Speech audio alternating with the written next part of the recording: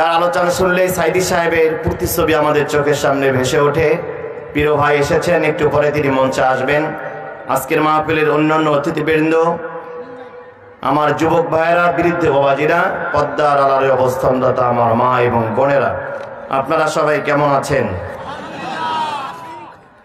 আল্লাহ তাআলা ভালো রেখেছেন। আমরা আল্লাহ তাআলাকে ধন্যবাদ জানাই, শুকরিয়া জানাই, কৃতজ্ঞতা জানাচ্ছি যে মহান রব্বুল আলামিন সুস্থ রেখেছেন, ভালো রেখেছেন।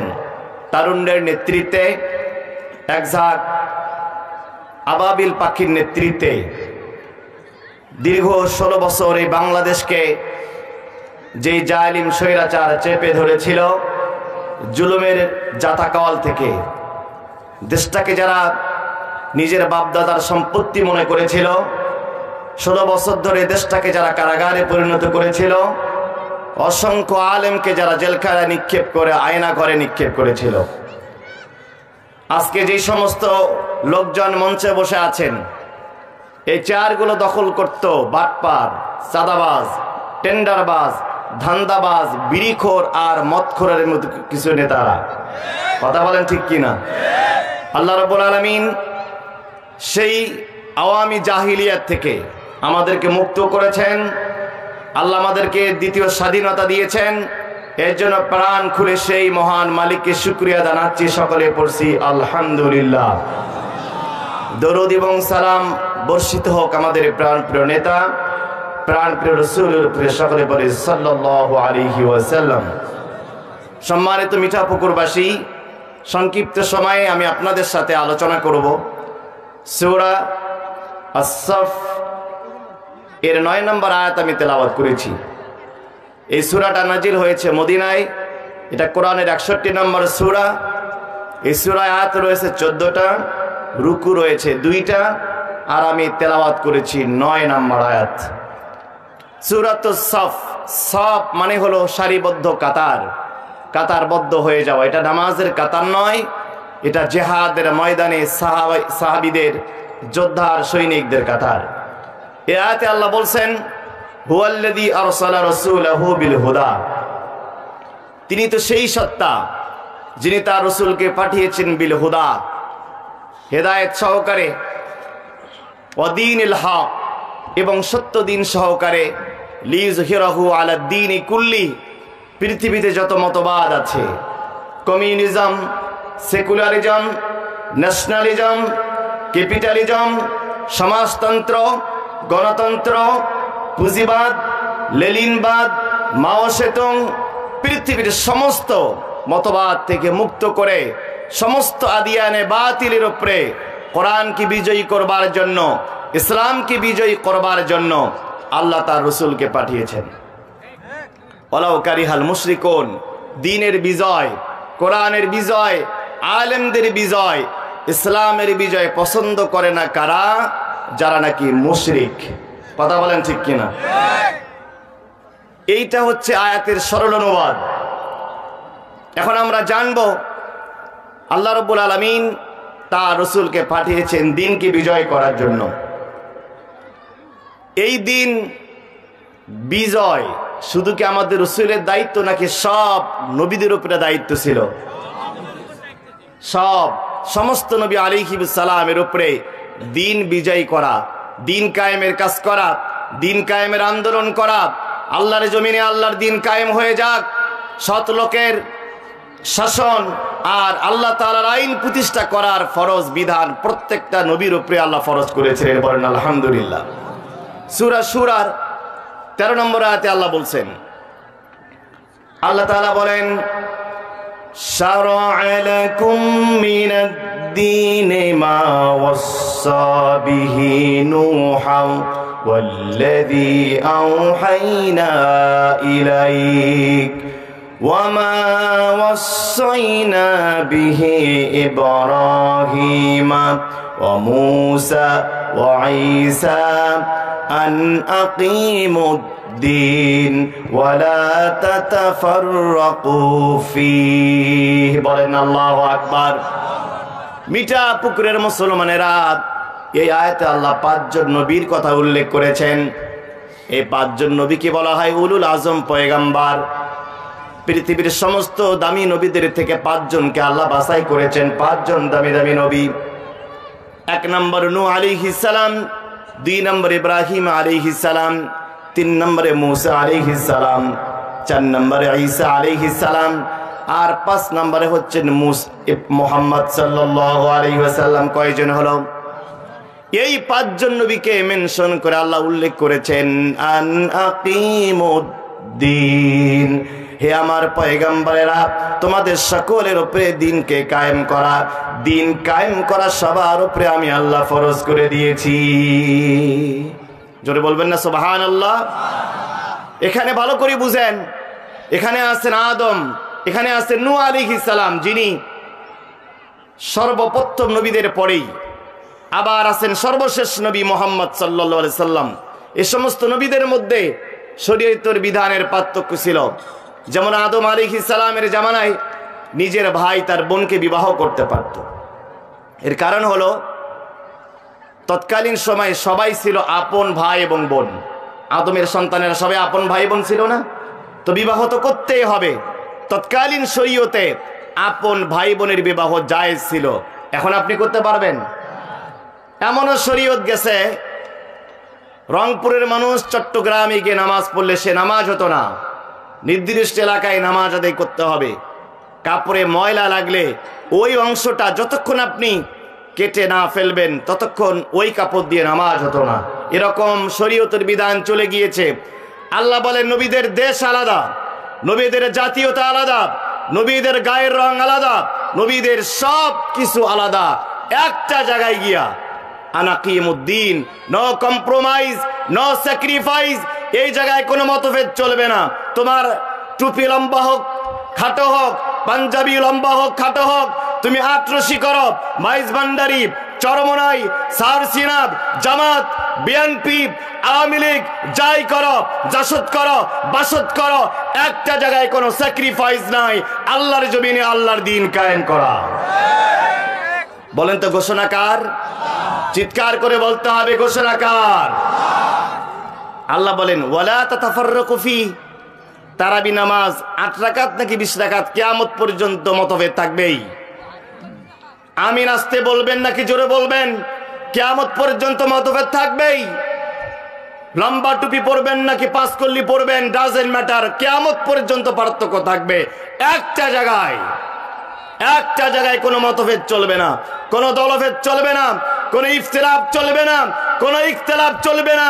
তা হচ্ছে জমিনটা কার? মুসলমান চিৎকার করে বলতে হবে জমিন কার? আসমান কার? শাসন চলবে কার? No sacrifice, no compromise here. আমার ভাইরা, এজন্য আমি আপনাদের বলতে চাই, যদি আপনি নিজেকে মুসলিম বলে দাবি করেন, আপনি আওয়ামী লীগ করতে পারেন, আপনি বিএনপি করতে পারেন, সবার আগে আপনার কলিজায় কামনা থাকতে হবে আল্লাহর জমিনে আল্লাহর দিন কায়েম হয়ে যাওয়া। বিশ্বাস করেন মুসলমানেরা, আল্লাহর জমিনে যদি দিন কায়েম হয়ে না যায়, কোরআন ভিত্তিক শাসন ব্যবস্থা যদি চালু না হয়ে যায়, আল্লাহ বলছেন মা আনজালনা আলাইকাল কোরআন লিতাশকা, মানুষের ভাগ্যের পরিবর্তন কশ্চিন কালেও সম্ভব নয়। শুধুমাত্র একমাত্র কোরআন দিয়েই সমাজ, রাষ্ট্র, ব্যক্তি, পরিবার, সমাজ, রাষ্ট্র, মানুষের ভাগ্যের পরিবর্তন হওয়া সম্ভব। দলিল কোথায়? বিগত 53 বছর ধরে এখানে অসংখ্য খতিব আছেন, অসংখ্য ইমাম আছেন। আমি এই জনসমুদ্রের কাছে জানতে চাই, বলেন তো বাংলাদেশের সব থেকে কোন চাকরিতে বেতন কম? কথা বলছেন না কেন? ইমামতি আর মুয়াজ্জিনিতে। এতে কি কারো দ্বিমত আছে? খতিব ভাইরা একটু আওয়াজ দেন না কেন? ইমামেরা, ইমামদের বেতন বাংলাদেশে খতিব আর মুয়াজ্জিনদের বেতন কম নাকি বেশি? এখনো বাংলাদেশে এমন মসজিদ আছে মাত্র 3000 টাকা বেতন দেওয়া হয়। মুয়াজ্জিন সারা মাস আযান দেয়, সভাপতি 7 দিনও মসজিদে আসে না, মাসে 1 দিন মসজিদে আসে না। মুয়াজ্জিন 1 ওয়াক্ত ফজর কাজা করলেই মুয়াজ্জিনের 14 গোষ্ঠী উদ্ধার করা হয়। কথা বলেন ঠিক কিনা? আপনার শুক্রবার শনিবার ছুটি লাগে, কেন ইমাম মুয়াজ্জিনের ছুটির দরকার হয় না? আপনার পরিবার আছে, ইমাম মুয়াজ্জিনের পরিবার নাই? বিশ্বাস করেন, সম্মানিত ইমাম খতিব আর মুয়াজ্জিনদেরকে বলছি, 53 বছরে সবাই আপনাদেরকে কলা দেখিয়েছে, ইমাম আর মুয়াজ্জিন আর খতিবদের ভাগ্যের পরিবর্তন হয়নি। কথা বলেন ঠিক কি না? আচ্ছা, দ্বিতীয় কোশ্চেন আপনাদের কাছে, বাংলাদেশের এমন কোন চাকরি আছে গামছা দিয়া কটুয়া দিয়া তাদের বেতন কালেকশন করা হয়? কথা বলেন। ইমাম আর মুয়াজ্জিন আর খতিবের। আমার মাদ্রাসায় এখানে আমার সম্মানিত উস্তাদ আছেন, যারা সরকারি চাকরি করেন তারা জানেন, যারা নাইট গার্ড, যারা পেয়ন দপ্তরির কাজ করে, তাদের বেতন 12,000 টাকার নিচে নয়। সেই বেতন কি গামছা দিয়ে কালেকশন করা হয়? খুব ভালো করে শুনেন, বেতন কম আবার কালেকশন করা হচ্ছে গামছা দিয়া। ঈদের নামাজে আপনি খতিব বক্তব্য দিচ্ছেন, সুদের বিরুদ্ধে বয়ান করতেছেন, সুদখোরের সাথে ইসলামের কোনো সম্পর্ক নাই, সুদখোর সমাজের শত্রু, রাষ্ট্রের শত্রু। সুদখোর মনে মনে হাসে, যখন দান বাক্স ছেড়ে দিয়েছেন, ওই সুদখোর আস্তে করে পকেট থেকে বের করে 500 টাকার নোট একটা দিয়ে দিছে। এবার এই বেতন হুজুরকে দেওয়া হলো, হুজুর সুন্দর করে কাপড় কিনে সুন্দর জুব্বা তৈরি করে ওই জুব্বা পরে হুজুর জুমার বয়ান দিচ্ছেন, খুতবা দিচ্ছেন। আর সুদখোর মুস্কি মুস্কি হাসে, হুজুর খুব তো গরম বয়ান দিলেন সুদের বিরুদ্ধে, আমার বেতনের টাকায় আপনি জুব্বা বানাইছেন। কথা বলেন ঠিক কি না? আপনার বিবেকের কাছে আমার প্রশ্ন, খতিব আর ইমাম মুয়াজ্জিনদের কাছে আমার বিবেকের কাছে প্রশ্ন, আপনার কিয়ামত পর্যন্ত এই প্রশ্নের উত্তর দিতে পারবেন না। বলেন, এই সুদ থেকে কোনো খতিব আর ইমামকে বাঁচতে পারবে? বাঁচার সম্ভাবনা আছে? বাংলাদেশের এমন কোন মসজিদ কমিটি আছে বলতে পারবেন, আমি মসজিদের দান বাক্স ছেড়ে দেওয়ার পর আমার দান বাক্সে কোনো সুদ করে টাকা দেয় না? গ্যারান্টি দিতে পারবেন? এই যে মাহফিলের আয়োজন করেছেন, যে ইমাম আর মুয়াজ্জিন সারা বছর আপনার জন্য কষ্ট করে আজান দেয়, প্রচন্ড পৌষ মাসের শীত, আপনি মসজিদে যান না, মুয়াজ্জিনকে 5 ওয়াক্তই যেতে হয়। মুয়াজ্জিনকে বেতন দেন 5,000 টাকা, আর বক্তা কন্টাক্ট করার সময় 1 লক্ষ টাকা দিয়ে বক্তা ভাড়া করে নিয়ে আসছেন। আল্লাহর কসম, কিয়ামতের দিন এই মাহফিল কমিটিকে সবার আগে শেখ হাসিনার সাথে স্বৈরাচারের কাতারে দাঁড়াতে হবে। সব থেকে বড় জালিম এরা, যারা খতিব আর ইমামদেরকে বেতন কম দিয়া 1 লক্ষ টাকার ভাড়াটিয়া বক্তা ভাড়া করে। ইমাম আর মুয়াজ্জিনদেরকে বলতে চাই, কেন আল্লাহ রাসূল তো হাদিসের মধ্যে বলছেন, খায়রুকুম মান তাআল্লামাল কুরআন ওয়া আল্লামা। এই হাদিসটা আপনারা জানেন না? কথা বলেন, আপনারা জানেন না? কোরআন যারা শিখে আর যারা শিখায় তারা পৃথিবীর সর্বশ্রেষ্ঠ মানুষ। আচ্ছা, সর্বশ্রেষ্ঠ মানুষের বেতন কালেকশন করা হচ্ছে গামছা দিয়া, সর্বশ্রেষ্ঠ মানুষের হাদিয়া সব থেকে কম।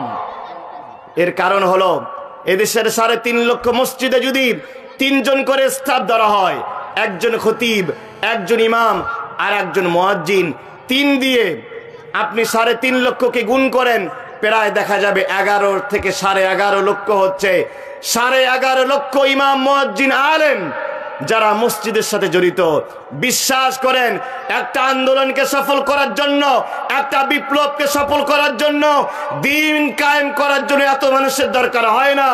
বাংলাদেশের এই 11.5 লক্ষ ইমাম মুয়াজ্জিন আর খতিব যদি আল্লাহর দিন কায়েমের জন্য রাস্তায় নামতো, 24 ঘন্টার মধ্যে ইসলাম কায়েম হয়ে যেত। এই জন্য সবার আগে ইসলামী রাষ্ট্র, ইসলামী শাসন, কোরআনের শাসন প্রতিষ্ঠা সবার আগে আলেমদের জন্যই বেশি দরকার। কেন হচ্ছে না? ইমামদের বেতন কেন বাড়ে না? কেন ইমামদের বেতন গামছা দিয়ে বন্ধ করা যাচ্ছে না কালেকশন?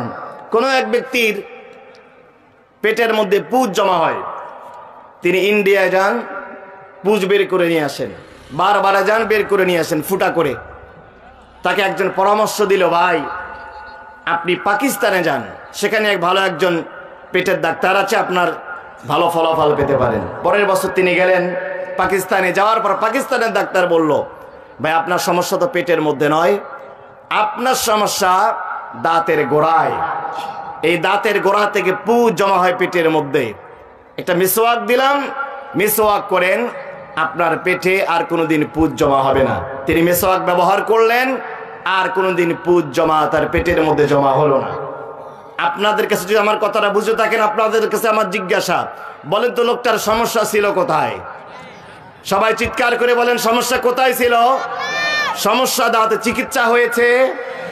সমস্যা ছিল কোথায় আর চিকিৎসা হয়েছে? ঠিক একইভাবে এই কোরআন আছে মাদ্রাসায়, অসংখ্য ছেলে মেয়েরা হাফেজ হচ্ছে।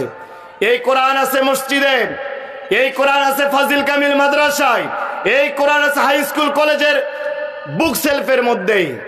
বিশ্বাস করেন, সমস্যা দাঁতের মধ্যে, পেটের চিকিৎসার যেরকম ভালো হবে না, ঠিক একইভাবে মসজিদে কোরআন রেখে, মাদ্রাসায় কোরআন রেখে, তাফসীর মাহফিলের প্যান্ডেলে কোরআন রেখে ইমাম আর মুয়াজ্জিন আর মেহনতি মানুষের ভাগ্যের পরিবর্তন হবে না। মানুষের ভাগ্যের পরিবর্তন যদি করতে হয়, জাতীয় সংসদে কোরআনকে প্রতিষ্ঠা করতে হবে। আগামী দিনে যদি ডাক আসে, আমাদের সুযোগ তৈরি হয়েছে, সময় তৈরি হয়েছে, জাতীয় সংসদে কোরআন প্রতিষ্ঠার আন্দোলনে কারা কারা শরীক হবেন? দুই হাত তুলে আল্লাহকে দেখান।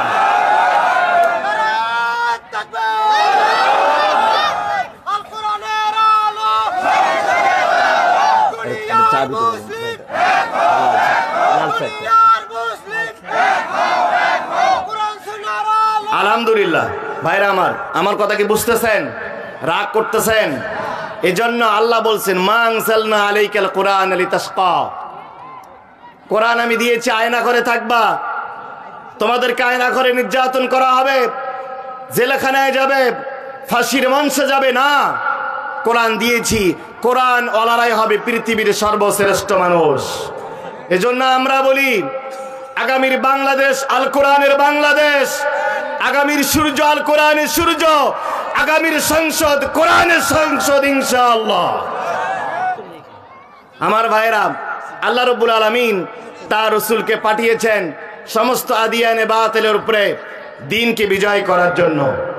আল্লাহ তাআলা বললেন, হুয়াল্লাযী আরসালা রাসূলাহু বিল হুদা ওয়া দীনিল হক লিইযহিরাহু আলাদ-দীনি কুল্লিহি ওয়ালাউ কারিহাল মুশরিকুন। আল্লাহ বলেন, হে আমার হাবিব, দুইটা জিনিস আপনাকে দিলাম দ্বীনকে বিজয় করার জন্য। এক নাম্বার হলো বিল হুদা। হুদা মানে এখানে কোরআনুল কারীম, হুদা মানে কোরআন। সূরা বাকারার শুরুতে আল্লাহ বলছেন, যালিকাল কিতাবু লা রাইবা ফীহি হুদাল লিল মুত্তাকিন। আল্লাহ বলেন, কোরআন দিলাম দ্বীনকে বিজয় করার জন্য এক নম্বরে, ওয়া দীনিল হক দুই নম্বরে দিলাম ইসলামকে।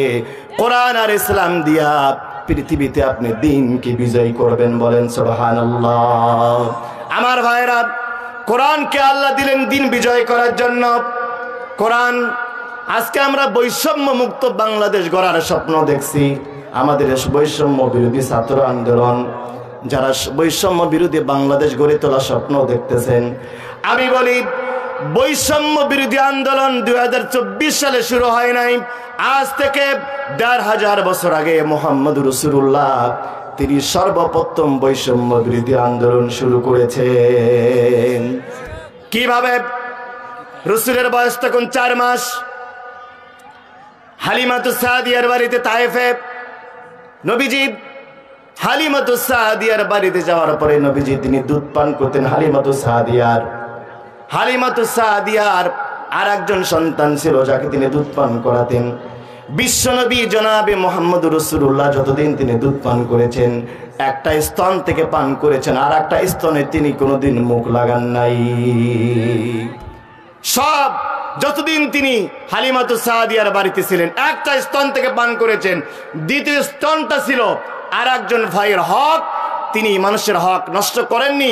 শৈশব কাল থেকেই আমাদেরকে বিশ্বনবী শিশুকাল থেকে আমাদের শিক্ষা দিয়েছেন, বৈষম্য বিরোধী সমাজ আর রাষ্ট্র গঠন করার কথা তিনি আমাদের শিক্ষা দিয়ে গেছেন। বলেন সুবহানাল্লাহ। কোরআনটা বৈষম্য মুক্ত। দেখেন তা কোরআনে আল্লাহ রাব্বুল আলামিন 9 ব্যক্তির নামে 9টা সূরা দিয়েছেন। সুবহানাল্লাহ বলবেন না? কোরআনে 9 ব্যক্তির নামে 9টা সূরা আছে। একটু মাস্টার বাড়া দেন তো। দেখেন 6 জন নবী, সূরা ইউনুস, সূরা হুদ, সূরা ইউসুফ, সূরা ইব্রাহিম, এরপরে সূরা মুহাম্মদ, সূরা নূহ। 6 জন নবীর নামে আল্লাহ সূরা দিলেন, নবীদেরকে বাদ দিলেন না। আল্লাহ আর একজন ওলির নামে সূরা দিলেন, যার নাম হচ্ছে লোকমান হাকিম। সুবহানাল্লাহ বলবেন না? নবীর নামে সূরা দিলেন, আবার ওলির নামে সূরা দিলেন। মহিলারা আবার আন্দোলন করতে পারে, হুজুর আল্লাহ পুরুষদের নামে শুধু সূরা দিল, আমাদের মহিলাদের নামে আল্লাহ সূরা দিল না। আল্লাহ একজন মহিলার নামে সূরাত মারিয়াম নামে সূরা দিলেন। আল্লাহ দিলেন নবীদের নামে, ওলির নামে, আবার মহিলাদের নামে। আল্লাহ বলেন মানুষ 3 প্রকার, কাফের, মুমিন আর মুনাফিক।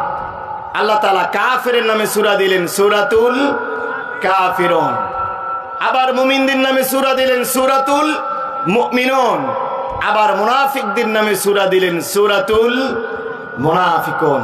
আর এই কোরআনটা কত একটা বৈষম্য মুক্ত কিতাব। নবীদের নামে সূরা, ওলির নামে সূরা, মহিলার নামে সূরা, কাফেরের নামে সূরা, মুমিনদের নামে সূরা, আবার মুনাফিকদের নামেও। প্রশ্ন আসতে পারে, দুনিয়াতে যারা জালিম ছিল, আল্লাহ একজন জালিমের নামে একটা সূরা দিলেন যেন জালিমেরা বলতে না পারে যে আল্লাহ আমাদের নামে কেন সূরা দিল না। আল্লাহ সূরা লাহাব নামে একজন কট্টর জালিমের নামে আল্লাহ কোরআনে সূরা দিলেন। বলেন সুবহানাল্লাহ। কোরআন বৈষম্য মুক্ত একটা কিতাব, আল্লাহও বৈষম্য মুক্ত। সূরা ফাতিহা প্রত্যেকদিন পড়ছেন আলহামদুলিল্লাহি রাব্বিল। আল্লাহ কিন্তু বলেন নাই আলহামদুলিল্লাহি রাব্বিল মুসলিমিন, শুধু মুসলমানদের প্রতিপালক। আল্লাহ বলেন নাই আলহামদুলিল্লাহি রাব্বিল মুত্তাকিন। আল্লাহ বলেন নাই আলহামদুলিল্লাহি রাব্বিল মুহসিনিন। আল্লাহ বলছেন আলহামদুলিল্লাহি রাব্বিল আলামিন। হোক না সে কাফের, হোক না মুনাফিক, হোক না বৌদ্ধ, হোক না আশরাফ, হোক না আস্তিক, হোক না নাস্তিক, কাফের, বৌদ্ধ, নাসারা, ইমানদার, বেঈমানদার, আস্তিক, নাস্তিক, খাটো, নিচু, উঁচু, লম্বা, রাজা, প্রজা, প্রত্যেকটা মাখলুকাতের জন্য আমি রব্বুল আলামিন। আচ্ছা বলেন তো, আল্লাহ বৈষম্য মুক্ত নাকি বৈষম্য যুক্ত? কোরআনটাও বৈষম্য মুক্ত। আল্লাহ বলছেন সূরা নাম 90 নম্বর আয়াত, ইন হুয়া ইল্লা যিকরা লিল আলামিন। আল্লাহ বলেন আলহামদুলিল্লাহি রাব্বিল আলামিন, কোরআন হচ্ছে যিকরা লিল আলামিন।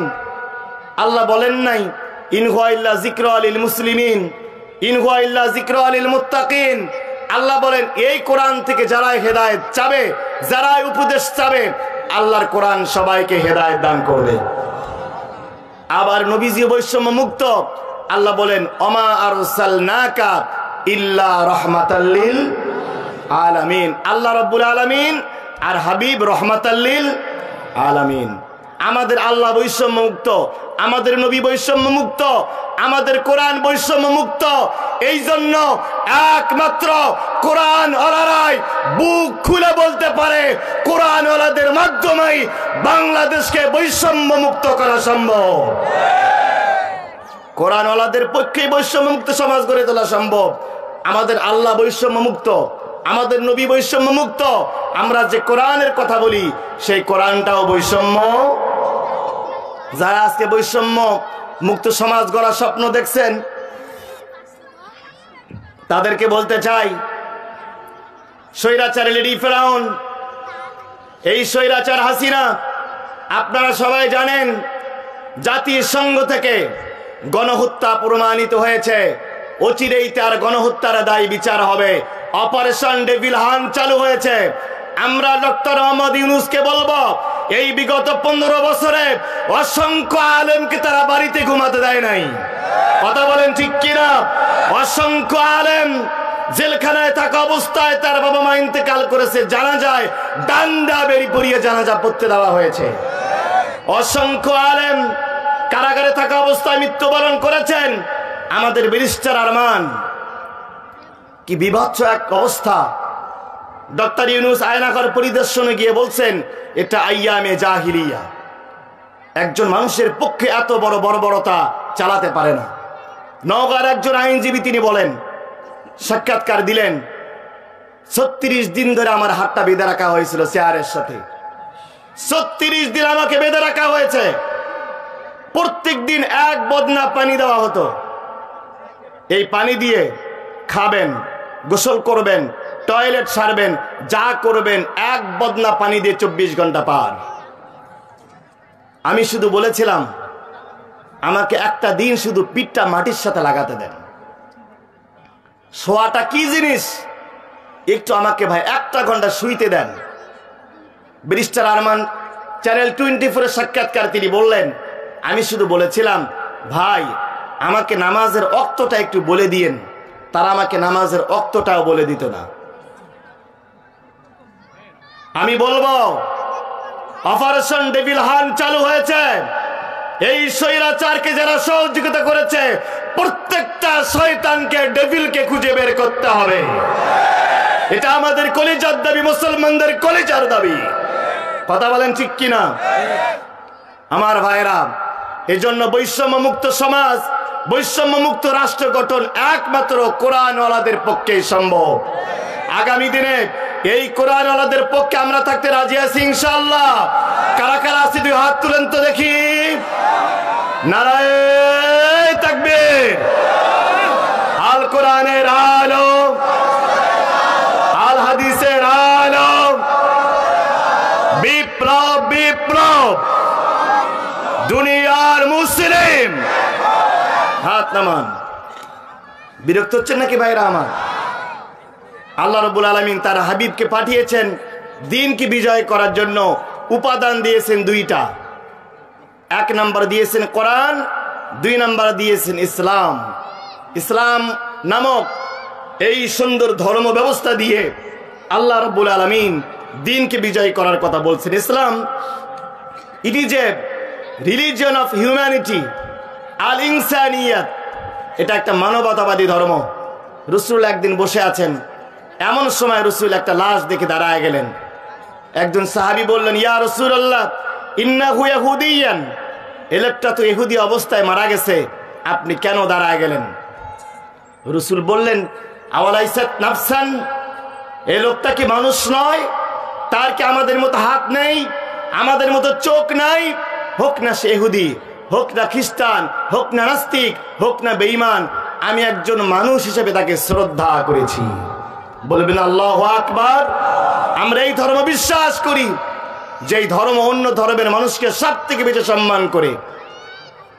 আমাদের একজন মৃত্যু মানুষ যখন মারা যায় আমরা কতটা সম্মান করি। এই যে আজকেই আমার গোপালপুরে একটা মাহফিল ছিল দিনের বেলায়, মাহফিল চলাকালীন সময়ে একজন হিন্দুকে পড়ানো হলো। মাহফিল থেকে ভটভট আওয়াজ শোনা যাচ্ছিল। পরে এসে দেখি এক মানুষটার হাড় হাড্ডি সব পুড়ে গেছে, সেখানে ধোঁয়া উঠতেছে।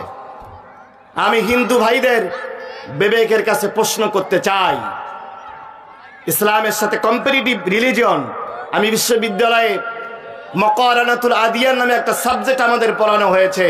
কম্পারেটিভ রিলিজিয়ন, তুলনামূলক ধর্মতত্ত্ব ব্যবস্থা। রাসূল বলছেন একজন মুসলমান মারা গেলে তার লাশ কবরে যাওয়ার আগে তোমরা সামনে দিয়ে যেও না, তোমাদের মৃত্যু ভাই আর বোনকে তোমরা সম্মান করো।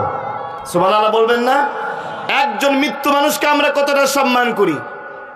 একজন হিন্দু মহিলা সাপোজ মারা গেল, মারা যাওয়ার পর তাকে শ্মশানে নেওয়া হলো।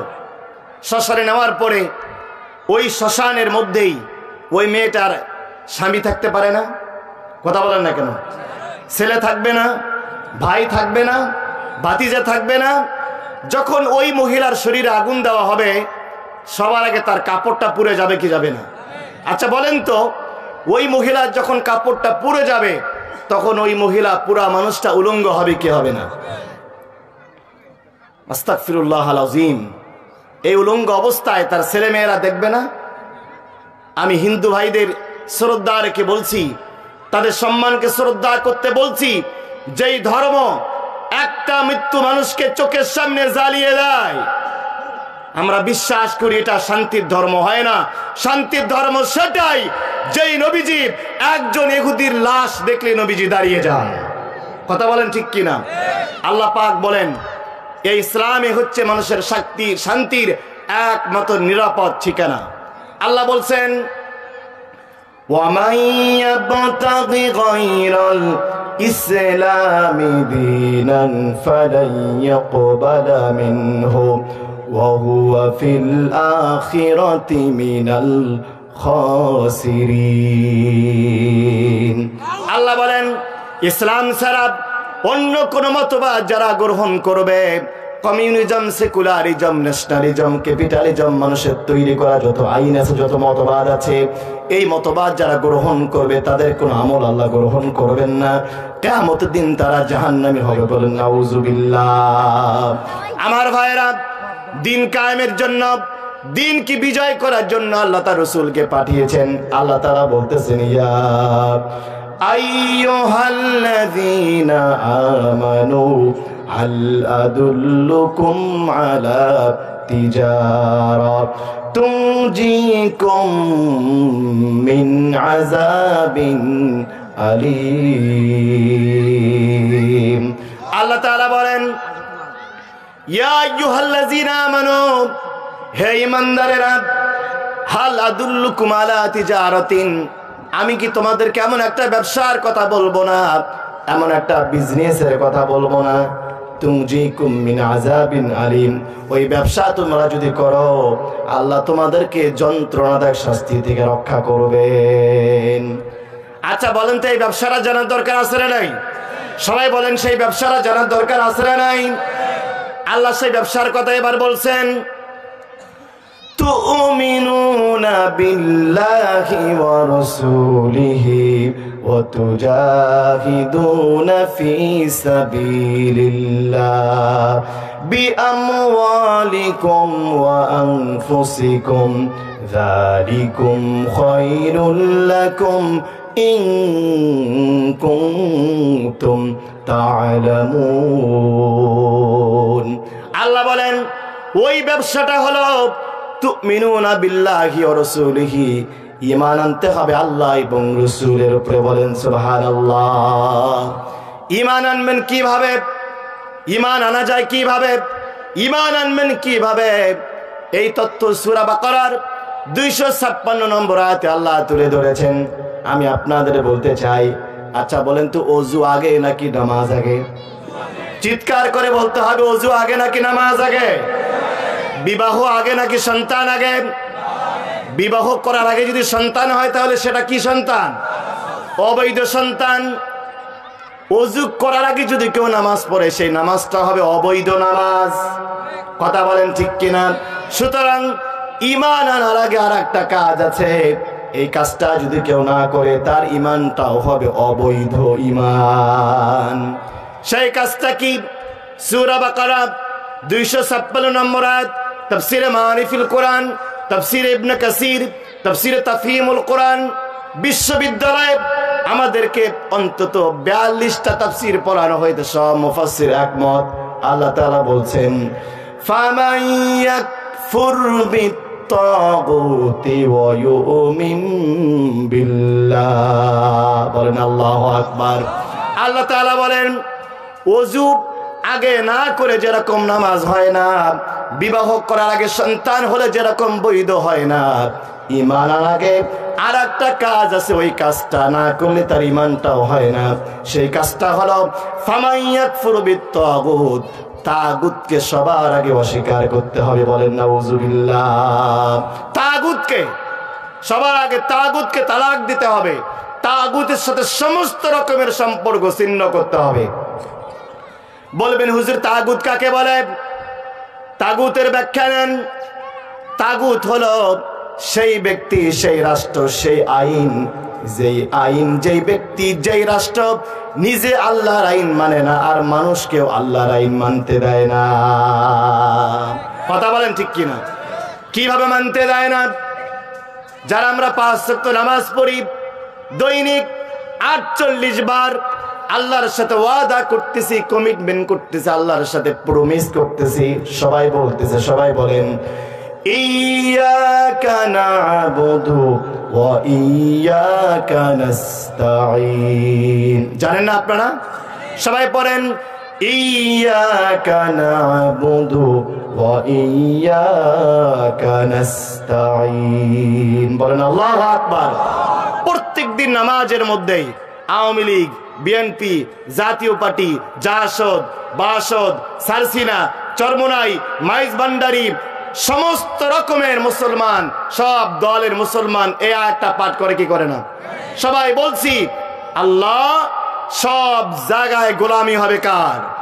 চিৎকার করে বলতে হবে সব জায়গায় গোলামি হবে কার? খেয়াল করেন নামাজের মধ্যে 48 বার করে ওয়াদা করতেছেন সব জায়গায় গোলামি করব আল্লাহ তোমার।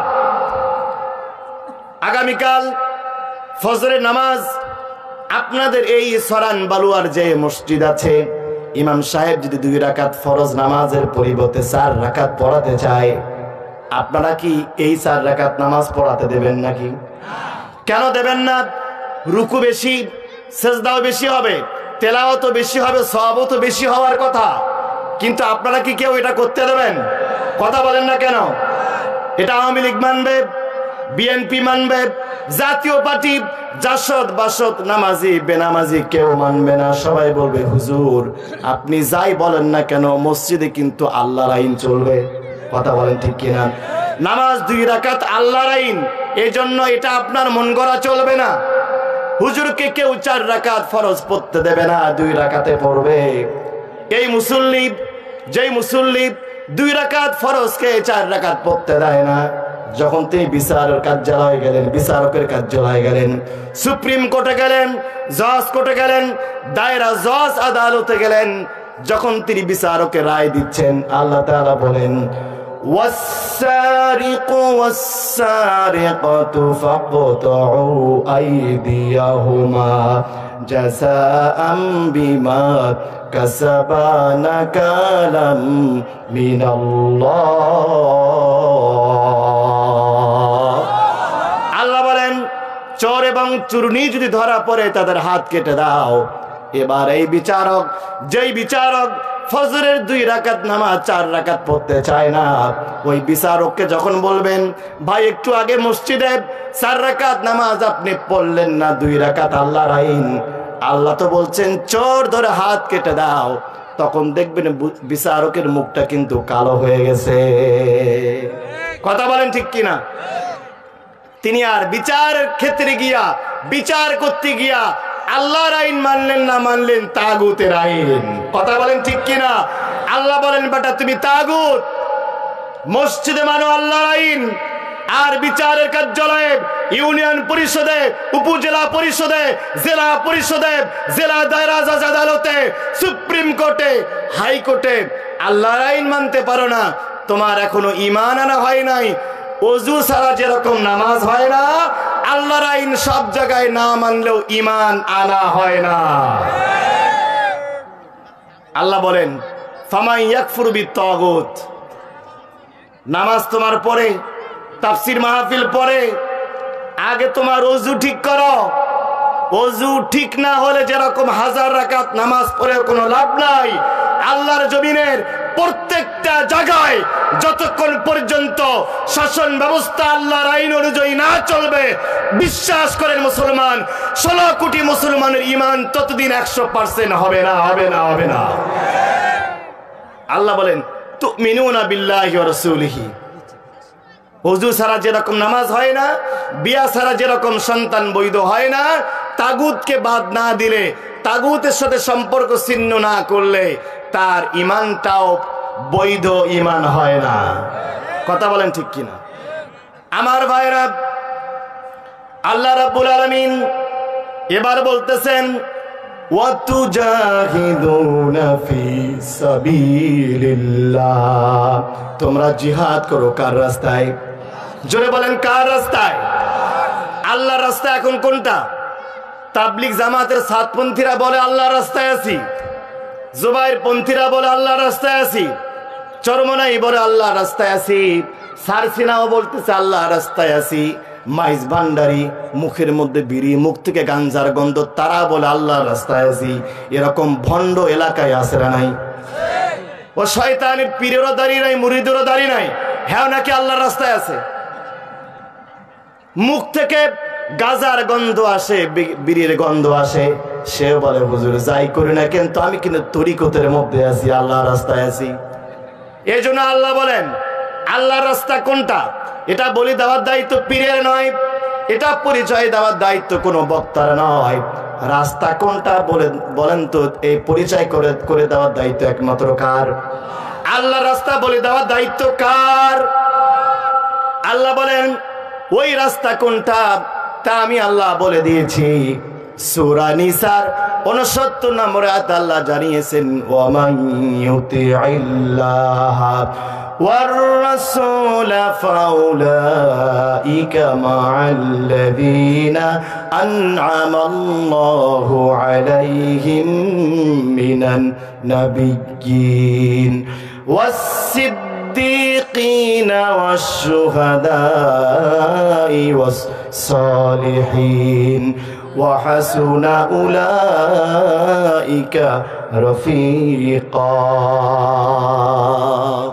আল্লাহ বলেন ওই আল্লাহর রাস্তাটা হলো, ওই রাস্তায় এক নম্বর যে দলের লোক আছে তারা হচ্ছে নবীগণ।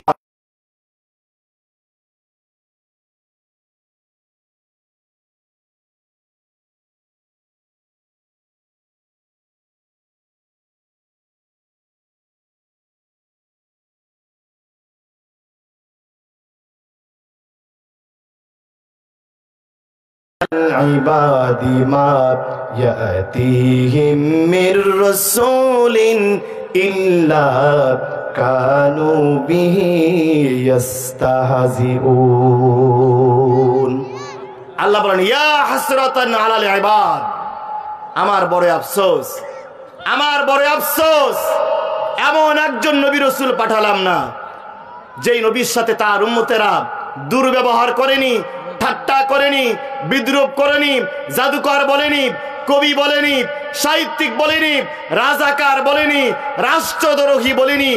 এমন একজন নবীও পাইলাম না যেই নবীর সাথে তার সমকালীন উম্মতেরা খারাপ ব্যবহার করে নাই। বলেন নাউজুবিল্লাহ।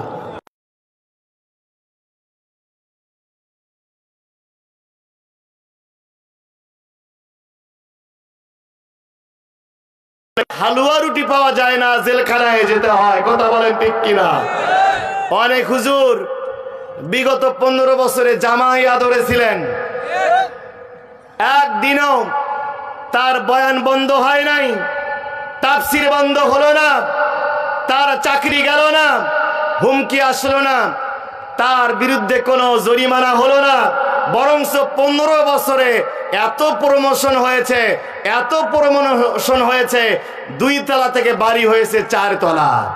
মনে রাখতে হবে এই সমস্ত সুবিধাবাদ হালুয়াখোর হুজুরেরা, এই সমস্ত হালুয়াখোর আলেমেরা নবীদের রাস্তায় নয়, এরা রয়েছে তাগুতের রাস্তায়। নবীদের পথটাই কষ্টের পথ, নবীদের রাস্তাটাই হচ্ছে হুমকি ধমকি জেল জুলুমের রাস্তা। এখানে যে সমস্ত আলেম বসে আছেন খোঁজ নিয়ে দেখেন, বিগত 15 বছরে ইসলামী আন্দোলনের সমস্ত লোকেরা যেই দোকানে বাজার করত, সাধারণ মানুষ ভয়ে সেই দোকানে বাজারও করত না। যেই চায়ের স্টলে এই মজলুম আলেমেরা যেই চায়ের স্টলে বসত, সাধারণ মানুষ ওই চায়ের স্টলে যেত না, তারা ভয় করত ওই লোকটার সাথে আমাকেও হয়তো বা জেলখানায় যাওয়া লাগতে পারে। মনে রাখতে হবে এটাই আল্লাহর পথ, এটাই নবীর পথ, এটাই দ্বীন কায়েমের পথ, এটাই জান্নাতের পথ। কথা বলেন ঠিক কিনা? আমার ভাইরা, আল্লাহ রাব্বুল আলামিন বলতেছেন এই পথে যদি আসতে পারো, এই রাস্তায় যদি চলতে পারো তাহলে কি হবে। আল্লাহ রাব্বুল আলামিন বলতেছেন, আল্লাহ তাআলা বলেন ওয়াহাদা সিরাতু রাব্বিকা মুস্তাকিমা, এই পথটাই হচ্ছে সিরাতুল মুস্তাকিম, আর এই রাস্তাটাই হচ্ছে জান্নাতুল ফিরদাউসের রাস্তা। আল্লাহ তাআলা এবার বলতেছেন জিহাদ করতে হবে, আল্লাহ রাস্তায় দ্বীন কায়েমের জন্য সংগ্রাম করতে হবে। আল্লাহ তাআলা বলতেছেন বিআমওয়ালিকুম ওয়া আনফুসিকুম যালিকুম খায়রুল লাকুম ইন কুনতুম তা'লামুন। আল্লাহ তাআলা বলেন বিআমওয়ালিকুম, দিন কায়েমের পথে সবার আগে প্রিয় সম্পদ তোমাদের মাল আল্লাহর রাস্তায় দান করতে হবে। জিহাদের পথে 1 নম্বর কি দিতে হবে? টাকা পয়সা দিতে হবে, মাল দিতে হবে, সম্পদ দিতে হবে। আমি ফাজিল ক্লাসে একটা গল্প পড়েছিলাম, আল গনিয়্যু ওয়াল ফাকির, ফকির এবং ধনীর গল্প। ওস্তাদ এখানে আছেন, ওস্তাদ জানবেন, ওলামায়ে কেরাম যারা আছেন তারা বুঝবেন। আল গনিয়্যু ওয়াল ফাকির, একজন ধনী আর একজন গরিব বন্ধুর গল্প একটা পড়েছিলাম। একজন লোক বের হয়েছে, কিছু দূর যাওয়ার পরে দেখতেছেন একজন ব্যক্তি পেটের মধ্যে হাত দিয়া তিনি মাটির সাথে গড়াগড়ি দিচ্ছেন, কান্নাকাটি করতেছেন। জিজ্ঞাসা করা হলো, কাঁদো কেন, কি হয়েছে তোমার? ওই ব্যক্তি বলতেছে, এত খাবার খেয়েছি, খাবার এত বেশি খেয়েছি, গ্যাস হয়েছে, বেশি খাওয়ার কারণে আমার পেটের মধ্যে জ্বালা হচ্ছে, আমার পেটের মধ্যে প্রচন্ড ব্যথা করতেছে। তিনি কিছু দূর এগিয়ে গেলেন। কিছু দূর যাওয়ার পর তিনি দেখেন আর একজন আল্লাহর বান্দা পেটের সাথে হাত লাগায়া মাটিতে গড়াগড়ি দিচ্ছেন। তিনিও পেটের জ্বালায় প্রচন্ড কান্না করতেছেন। জিজ্ঞাসা করলেন, কেন কাঁদো? এ আল্লাহর বান্দা বলতেছে, 3 দিন ধরে আমার পেটের মধ্যে কোনো খাবার নাই, আমি না খেয়ে থাকার কারণে আমার পেটের মধ্যে বড় জ্বালা করতেছে, আমি পেটের জ্বালায় কান্না করতেছি। খুব খেয়াল করেন, একজন ব্যক্তি বেশি খাওয়ার কারণে কাঁদতেছে, আর একজন ব্যক্তি কম খাওয়ার কারণে কাঁদতেছে। ইসলাম বলে, আল্লাহ তাআলা বলেন বিআমওয়ালিকুম ওয়া আনফুসিকুম, যেই লোকটা বেশি খেলো আর যেই লোকটা কম খেলো, যেই লোকটা বেশি খেলো, এই বেশি খাবারটা যদি গরিব মানুষটাকে দিত, 2 জন ব্যক্তির একজনকেও কিন্তু কান্না করা লাগতো না।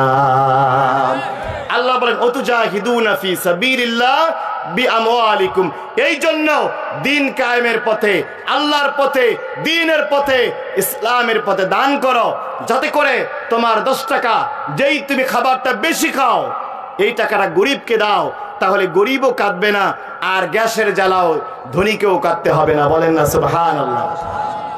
আমার ভাইরা এখানে যারা আছেন, আমি তাদেরকে জিজ্ঞাসা করতে চাই, আপনি ঢাকায় গার্মেন্টসে চাকরি করেন, ঈদ উল ফিতরে বাড়িতে এসেছেন, সাপোজ রবিবারের দিন অফিস খোলা, শনিবার রাত 10টার সময় ছুটি বাড়িতে গেছেন, যাওয়ার পরে দেখেন সব কাউন্টারে টিকিট বিক্রি শেষ হয়ে গেছে।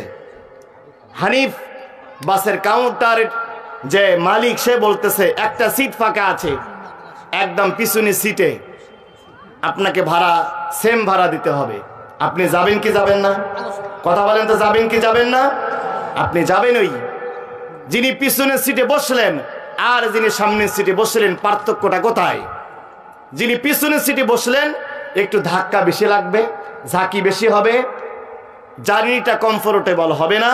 যিনি প্রথম সিটে বসলেন তার জার্নিটা একটু কি হবে, কমফোর্টেবল হবে। ভাড়া কিন্তু এক, ড্রাইভার এক, গাড়ি এক, রাস্তা এক, গন্তব্য একটাই, শুধু পার্থক্য কেউ এই 6 ঘন্টা একটু আরামে যাবে, কেউ একটু কষ্টে যাবে। কথা বলেন ঠিক কিনা? ঠিক একইভাবে এই পৃথিবীতে আল্লাহ 2 শ্রেণীর মানুষ সৃষ্টি করেছেন। আল্লাহ কাউকে প্রথম সিটে রেখে ধনী বানিয়েছেন, আল্লাহ কাউকে গরিব বানিয়ে বাসের শেষ সিটে রেখে দিয়েছেন। কেউ গরুর গোশত দিয়ে খাচ্ছেন, কেউ ডাল দিয়ে খাচ্ছেন, কেউ 2 তলা বিল্ডিংয়ে থাকছেন, কেউ কুড়ে ঘরে থাকতেছেন। রাস্তা একটাই, কাফনের কাফন, গরিবেরও 3টা, ধনীরও 3টা। আপনার জন্য 4 তাকবীরে জানাজা, গরিবের জন্য 4 তাকবীর, ধনীর জন্য 4 তাকবীর। আপনার জন্য 3.5 হাত কবর, ধনীর জন্য যা, গরিবের জন্য তা। আপনার জন্য 3টা প্রশ্ন, গরিবেরও তা, ধনীর জন্য তা। পার্থক্য একটাই, কেউ হয়তোবা গরুর গোশত দিয়ে খাচ্ছেন আর কেউ আলুর ভর্তা দিয়ে খাচ্ছেন। কথা বলেন ঠিক কিনা? এর বাইরে কিচ্ছু নাই। লাশ আরবি শব্দ, লাশ আমরা অনেকে জানি না। লাশ আরবি শব্দ, লা শাইউন, লা মানে নাই, শাইউন মানে কিছু, নাথিং ইজ ইলস, কিচ্ছু নাই। যে লোকটা মারা গেল তার হাত আছে, হাত ধরার শক্তি নাই, পা আছে, চলার শক্তি নাই, চোখ আছে, দেখার শক্তি নাই, কান আছে, শোনার কোনো শক্তি নাই। আল্লাহ সাময়িক সুইচটা অফ করে রেখেছেন, হাত কিন্তু ঠিকই আছে। এই যেখানে বিদ্যুৎ আছে, চাইলে অপারেটর বন্ধ রাখতে পারবে কি পারবে না? কথা বলেন, পারবে কি পারবে না? আল্লাহ তাআলা 16 ঘন্টা 24 ঘন্টার জন্য মৃত্যু মানুষের সুইচটা বন্ধ করে রাখেন। এই জন্য হাত কাজ করে না, পা কাজ করে না, ব্রেন কাজ করে না, চোখ কাজ করে না। কবরে যাওয়ার সাথে সাথেই আল্লাহ সুইচটা আবার অন করে দেবেন। হাত আগের মতো কাজ করবে, পা আগের মতো কাজ করবে, চোখ আগের মতো কাজ করবে। ওই লোকটাকে কবরে 3টা প্রশ্নের উত্তর দিতে হবে। এই জন্য আমি আপনাদের বলতে চাই, এখানে অনেক ব্যক্তি আছেন, অনেক ধনাঢ্যশালী ভাইরা আছেন। আচ্ছা বলেন তো, এখানে কার কার বাবা মা মারা গেছে? হাত তোলেন তো ভাই, একটু দেখি। আহারে, হাত নামান। আমরা একটা ভুল কাজ করি, মা মারা গেছে, বাবা মারা গেছে, আমরা চাল্লিশা করি, 2 লক্ষ টাকা খরচ করে 2000 মানুষকে খাওয়াই। বিশ্বাস করেন, রসুল বলছেন একজন মানুষ মারা যাওয়ার পর 3টা আমল জারি থাকে। সদকায়ে জারিয়া, জারিয়া মানে মায়ে জারি, জারিয়াতুন মানে প্রবাহিত দান, যেই দানটা চলমান থাকবে। সাগরের পানি 24 ঘন্টায় চলে, মানুষকে খাওয়ালে এইটা প্রবাহিত দান নয়, এটা সদকায়ে জারিয়া নয়। তার কারণ খাবার থাকবে পেটের মধ্যে 24 ঘন্টা। কথা বলেন ঠিক কিনা?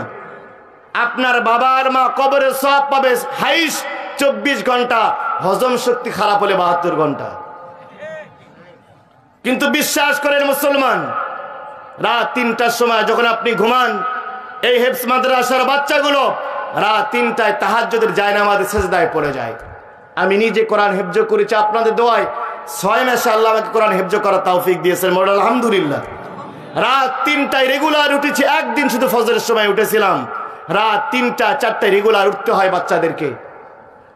আপনার বাবা মারা গেছে, মা মারা গেছে, বাবার সম্পত্তি ভোগ করছেন, বাবার বাড়িতে বসবাস করছেন, কিচ্ছু করতে পারেন না। এই মাদ্রাসার জন্য, কোরআনের পাখিদের জন্য 10,000 টাকা দিয়ে যান। বিশ্বাস করেন, এখান থেকে হাফেজ হবে। আজকেও 5টা ছেলেকে পাগড়ি দেওয়া হবে, এরা হাফেজ বানাবে। আবার হাফেজ বের হবে, এরা হাফেজ বানাবে। কিয়ামত পর্যন্ত সার্কেল চলবে, হাফেজ থেকে হাফেজ হবে। আপনারা বাবা আর মা কবরে সওয়াব পেতে থাকবেন, বলেন আলহামদুলিল্লাহ। এজন্য আমি এই মিঠা পুকুরের বাবা মা হারা সন্তানদের কাছ থেকে এমন 10 জন আল্লাহর প্রিয় বান্দাকে দেখতে চাই, যারা এই দ্বীনি প্রতিষ্ঠানের জন্য, কোরআনের জন্য 5টা করে 1000 টাকা দিবেন। এমন কোরআন প্রেমিক আল্লাহর প্রিয় আমি 10টা বান্দাকে দেখতে চাই। এমন কোন আল্লাহর বান্দা আছেন বাবার জন্য, মায়ের জন্য, কোরআনের জন্য, এই কোরআনের পাখিগুলোর জন্য 5টা 1000 টাকা দিবেন? আমি আমার সম্মান